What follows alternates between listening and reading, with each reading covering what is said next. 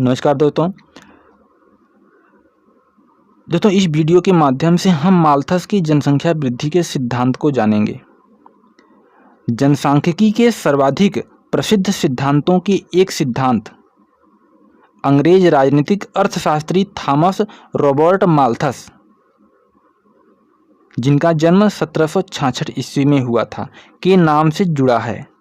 Malthus का जनसंख्या वृद्धि का सिद्धांत, जो उनके जनसंख्या विषयक निबंध एसे ऑन पॉपुलेशन, जिसकी रचना इन्होंने 1788 में किया था, में स्पष्ट किया है, जो एक तरह से निराशावादी सिद्धांत था। उनका कहना था कि मनुष्यों की जनसंख्या उस दर की तुलना में अधिक तेजी से बढ़ती है जिस दर पर मनुष्य के भरण पोषण के साधन, विशेष रूप से भोजन, लेकिन कपड़ा और अन्य कृषि आधारित उत्पाद भी बढ़ सकते हैं। इसलिए मनुष्य सदा ही गरीबी की हालत में जीने के लिए दंडित किया गया है, क्योंकि कृषि उत्पादन की वृद्धि हमेशा ही जनसंख्या की वृद्धि से पीछे रहेगी। जहां जनसंख्या का विस्तार ज्यामिति या गुणोत्तर रूप से, जैसे 2, 4, 8, 16, 32 आदि के श्रृंखला में होता है, वहीं कृषि उत्पादन में वृद्धि गणती या समांतर रूप से, जैसे 2, 4, 6, 8, 10 आदि की तरह होती है। चूंकि जनसंख्या की वृद्धि दर भरण पोषण के संसाधनों के उत्पादन में होने वाली वृद्धि की दर से सदा आगे रहती है, इसलिए समृद्धि को बढ़ाने का एक ही तरीका है कि जनसंख्या की वृद्धि को नियंत्रित किया जाए। दुर्भाग्यवश मनुष्यों में अपनी जनसंख्या को स्वेच्छापूर्वक घटाने की एक सीमित क्षमता ही होती है। कृत्रिम निरोधों द्वारा, जैसे कि बड़ी उम्र में विवाह करके या यौन संयम रखकर अथवा ब्रह्मचर्य का पालन करते हुए सीमित संख्या में बच्चे पैदा किए जाएं।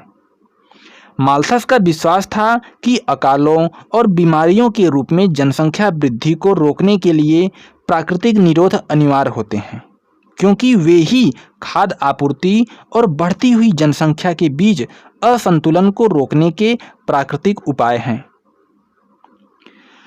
माल्थस का यह सिद्धांत एक लंबे समय तक प्रभावशाली रहा, लेकिन कुछ विचारकों ने इसका विरोध भी किया, जो यह मानते थे कि आर्थिक समृद्धि जनसंख्या वृद्धि से अधिक हो सकती है।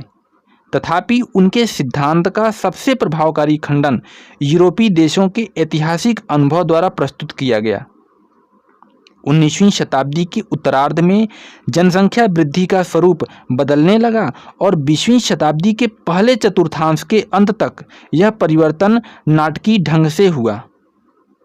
जन्म दरें घट गईं और महामारियों के प्रकोप पर नियंत्रण किया जाने लगा।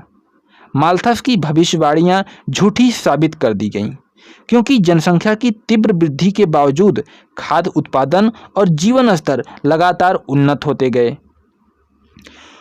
उदारवादी और मार्क्सवादी विद्वानों ने भी माल्थस के इस विचार की आलोचना की कि गरीबी का कारण जनसंख्या वृद्धि है।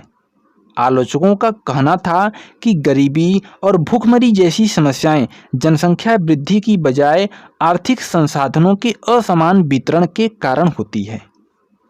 एक अन्यायपूर्ण सामाजिक व्यवस्था के कारण ही कुछ थोड़े से धनवान और विशेषाधिकार संपन्न लोग विलासमय जीवन का आनंद लेते हैं और बहुसंख्यक लोगों को गरीबी की हालत में जीना पड़ता है। चलिए माल्थस जी के हम लोग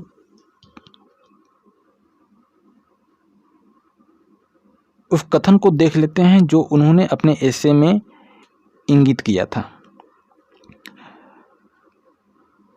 दोस्तों, जनसंख्या की शक्ति पृथ्वी द्वारा मनुष्य के भरण पोषण के लिए उत्पादन करने की उसकी शक्ति से इतनी अधिक होती है कि मानव प्रजाति को किसी न किसी रूप में असामयिक मृत्यु का सामना करना ही होगा। मनुष्यों के दुर्गुण ही जनसंख्या को घटाने के सक्रिय और सक्षम कारक होते हैं। वे विनाश की विशाल सेना में अग्रणी होते हैं और अक्सर यह भयंकर कार्य स्वयं ही संपन्न कर देते हैं, लेकिन वे लेकिन यदि वे अपने इस विनाशकारी संग्राम में असफल हो जाते हैं तो फिर बीमारियां, महामारियां, घातक रोग और प्लेग आदि भयंकर रूप में उनका स्थान ले लेते हैं और हजारों लाखों लोगों का सफाया कर देते हैं। फिर भी यदि उन्हें अपनी विनाश लीला में पूरी सफलता नहीं मिलती तो व्यापक विनाशकारी अकाल उनकी सहायता के लिए आधमकता है और अपने घातक वज्रपात से चोट पहुंचाकर बस उतने ही लोगों को जिंदा छोड़ता है जिनके लिए दुनिया में खाद्य सामग्री पर्याप्त मात्रा में उपलब्ध होती है। दोस्तों, माल्थस ने कैम्ब्रिज में शिक्षा प्राप्त की थी और ईसाई पादरी बनने का प्रशिक्षण लिया था। बाद में उन्हें लंदन के पास हैलीबेरी में स्थित ईस्ट इंडिया कंपनी कॉलेज में इतिहास और राजनीतिक अर्थशास्त्र के प्रोफेसर के रूप में नियुक्त किया गया। ईस्ट इंडिया कंपनी का यह कॉलेज उस समय की प्रशासनिक भारतीय सेवा, इंडियन सिविल सर्विसेज के भावी अधिकारियों के लिए प्रशिक्षण केंद्र था।